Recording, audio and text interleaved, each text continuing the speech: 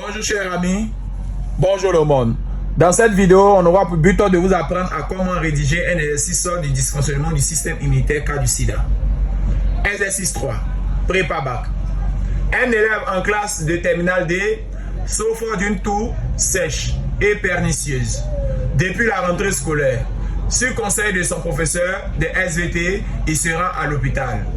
Après confirmation de sa tuberculose, le médecin traitant recommande à l'élève d'autres examens dont les résultats sont consignés dans le tableau du document 1. Pour justifier la démarche du médecin, le professeur propose aux élèves de la terminale D les documents 2 et document 3.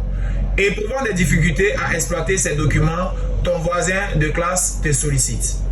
Document 1, voie tableau. Document 1, document 2, voie structure du VIH. Document 3, voie donc le mécanisme de l'infection de LT4. 1A.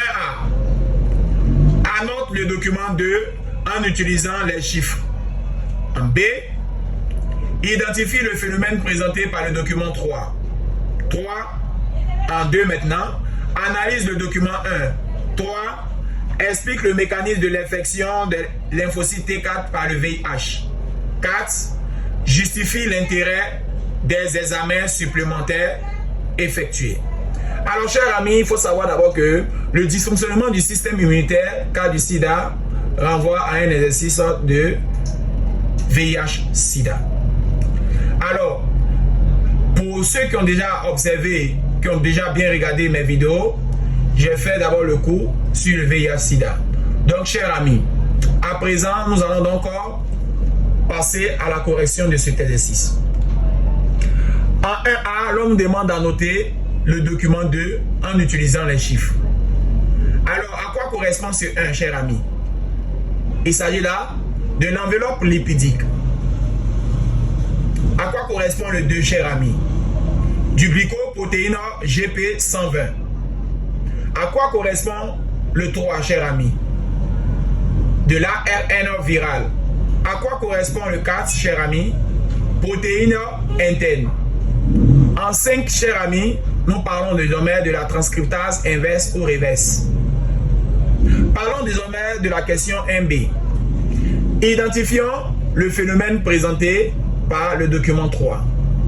Il s'agit là de l'infection des LT4 par le VIH. Alors, c'est cette structure-là que l'on appelle le mécanisme de l'infection des LT4 par le VIH, virus de l'immunodéficience humaine. En 2, nous allons analyser donc le document 1.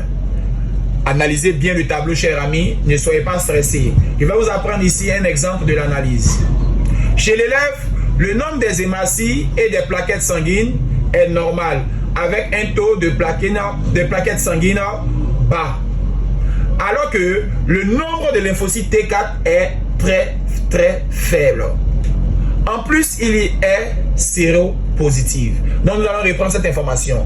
Alors, l'analyse, ce n'est pas compliqué. C'est de regarder le tableau et commencer à observer les déclics ou les clics que vous devez donc en savoir. Alors, nous allons reprendre l'analyse du document 1. Chez l'élève, le nombre des hématies et des plaquettes sanguines est normal, avec un taux de plaquettes sanguines bas. Alors que le nombre de lymphocytes T4 est très faible. En plus, cet individu est donc séropositif. En 3, l'on nous demande d'expliquer le mécanisme de l'infection du LT4 par le VIH. Alors, ce mécanisme se comporte de façon suivante. En 1, chers amis, on a la reconnaissance des récepteurs membranaires et fixation du virus sur les membranes du LT4. En 2, on a la décapsidation, c'est-à-dire injection du matériel génétique du virus dans le cytoplasme de LT4. Nous allons reprendre ça. Injection du matériel génétique du virus dans le cytoplasme du LT4. Cette étape porte le nom de décapsidation. Alors en 3, nous parlons de la transcription inverse de l'ARN viral en ADN proviral. Alors, transcription inverse de l'ARN viral en ADN proviral. En 4, intégration de l'ADN proviral à l'ADN du lymphocyte T4. Donc en 4, intégration de l'ADN proviral à l'ADN du lymphocyte T4. En 5, nous pouvons parler de la transcription de l'ADN proviral en ARN messager et en ARN viraux. Donc nous allons reprendre cette information. Transcription de l'ADN proviral en ARN messager et en ARN viraux.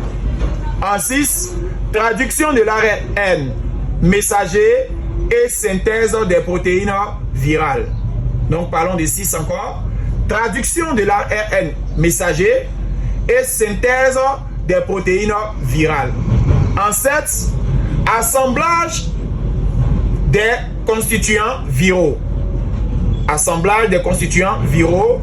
Et en 8, le bourgeonnement et sortie de nouveaux virus du LT4 en les détruisant. Et en 9, infection d'autres cellules. Alors, chers amis, nous avons donc ici récapitulé, tout en parlant de la reconnaissance des récepteurs membranaires, la décapsidation, la transcription inverse de l'ARN viral en ADN proviral, l'intégration de l'ADN proviral à l'ADN lymphocytaire. En 5, transcription de l'ADN proviral en ARN messager. En 6, traduction de l'ARN messager et synthèse de protéines virales. En 7, assemblage des constituants viraux. En 8, bourgeonnement et sortie de nouveaux virus du LT4 en les détruisant. Et en 9, infection d'autres cellules. Alors, chers amis, nous allons répondre à la dernière question de notre sujet. Ici, il s'agissait de justifier l'intérêt des examens supplémentaires effectués. Alors, nous allons justifier.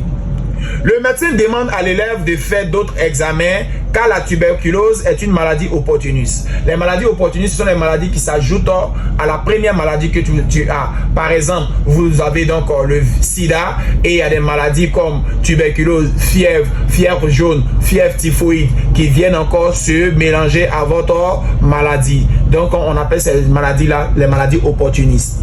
Alors, le médecin demande à l'élève de faire d'autres examens car la tuberculose est une maladie opportuniste de l'infection de l'organisme par le VIH. Donc, voici pourquoi le médecin demande de faire plusieurs examens supplémentaires. Alors, chers amis, j'ai été très ravi de partager cette vidéo avec vous. Il faudrait reprendre cet exercice parce que vous savez très bien que l'immunologie sort beaucoup à l'examen. Alors, le cas du sida ici a été touché. Merci. Je vous demande pour la prochaine fois d'être attentive et d'écouter bien les codes et secrets.